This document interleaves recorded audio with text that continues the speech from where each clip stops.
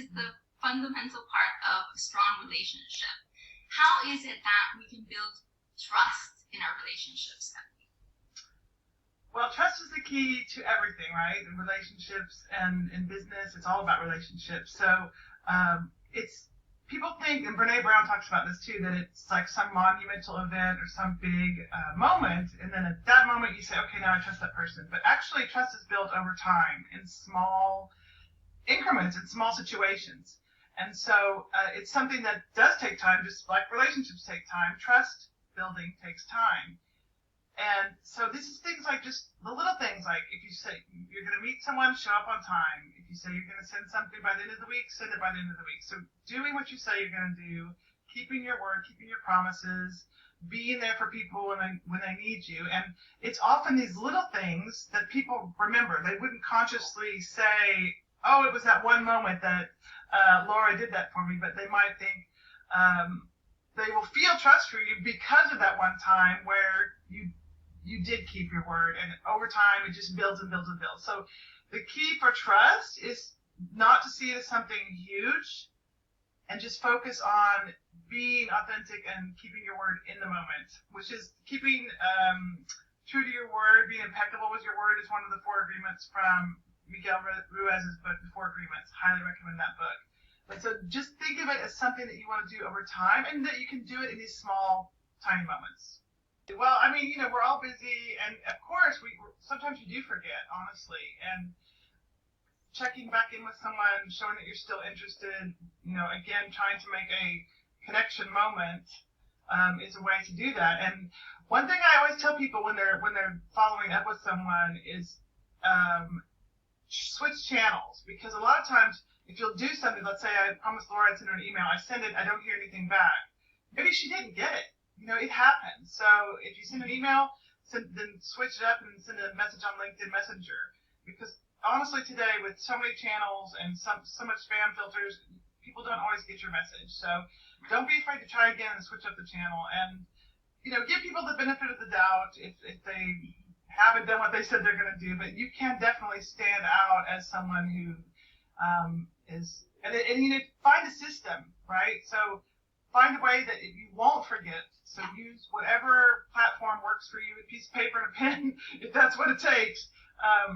Evernote, Asana, Trello, there's a million tools. That's not the thing. It's just make sure that you capture that, and then it makes it easier to do what you say you're going to do. Oh, I'm a humongous LinkedIn fan. So I'm just back here going, woohoo, LinkedIn! It is such an amazing platform, and it has evolved so much over time. So I get the people that are like, oh, but it's so boring, and it's not like Instagram. I get it. But honestly, every single one of the people on this Zoom right now, either your clients or your next boss, are on LinkedIn. I mean, there's almost no one who's not on LinkedIn, and it's growing, and it's getting better and better. And you can really build a wonderful brand for yourself there. So that's a whole, about you. But reaching out to people, like Laura was saying and Sharon was saying, it's so easy, and it's so easy to find a way to see a connection point, because they've got everything, right? Their history, where they work, where they volunteer, things they've done, where they've lived. So there's always something you can grab onto and make it a personal invitation.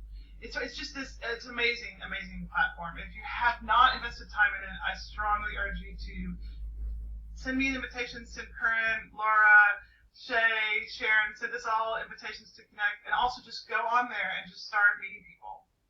Absolutely. I think, Corinne, you were talking about this, is that these thoughts that you have, they can really hold you back. So if you are thinking, 2 big ones that come up are taking things personally and making assumptions. And those are actually 2 more of the 4 agreements from the 4 agreements. And it's in business and relationships, just like what Sharon was saying, someone doesn't get back to you, oh, well, she doesn't like me, she's not interested. So that's an assumption. Why do we always immediately assume the worst? You can also not make assumptions, but we're humans, we like to complete the cycle. So if you have to, at least just then make it a nice story. Oh, Sharon's really busy, that's why she didn't call me back.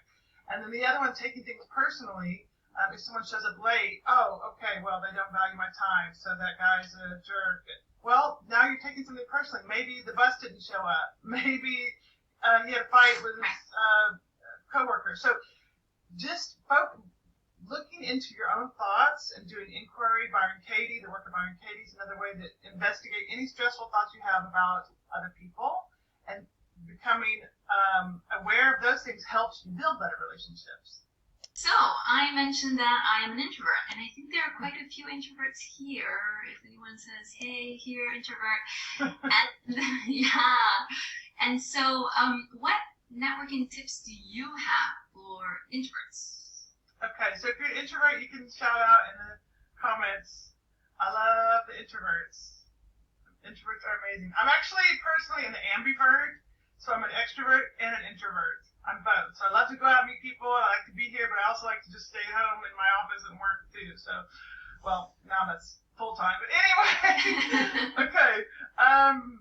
The good news, well, there's so much good news about being an introvert, is that people love to talk to you because you guys are the best listeners, right? So you come away from a conversation and people are like, oh, wow, that Laura, she really listens, you know.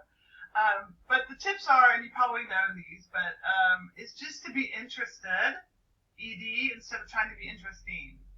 So if you just are curious and you ask questions and a phrase, 2 words to memorize, tell me more about. Tell me what's 3. Tell me more about. So if you get stuck and the conversation's stalling, like panicking, oh no, what's happening? Just whatever you were just talking about. Tell me more about how did you get that job? Tell me more about where you're from. Tell me more about that promotion you got. So just being interested and asking the question, tell me more about, is a great thing. And you'll be remembered as an excellent conversationalist. And when you need to get some time and space, because introverts need to get away from people to recharge, just, disappear. Go out, walk around the building for 5 minutes. Go into the ladies' room or the men's room and shut the door for 5 minutes. Make sure you're taking care of yourself, right, so that you don't overdo it. But yeah, networking is in person or online. Introverts are fantastic at it.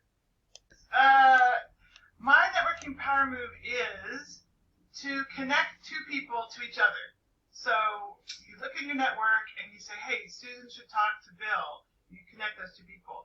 So creating these connections, if you can just do that, like if you did one a day, you would blow your mind about how you would build your relationships in your network. So because people appreciate that, being put in touch by one person. So that's my power move. Take 2 people you know that could mean something to each other and connect them to each other with an email, tell them each about each other, and then let them go off and do their thing. Have you had nice results with that? Can you give us an example? Oh my gosh, it does so many things. I don't have one specific example, but I will say you are recognized as a resource. People come to you that ask you, hey, could you tell me, do you know someone who does this or that? But I have heard back from people that I've connected about things they've gone on to do. It's just like for me, it's fun and energizing, and it's creating new connections. I love connections, creating new connections, and then new opportunities, new ideas, and sparking something within people that's making, it's growing exponentially. So I don't have a specific example, but I swear it works.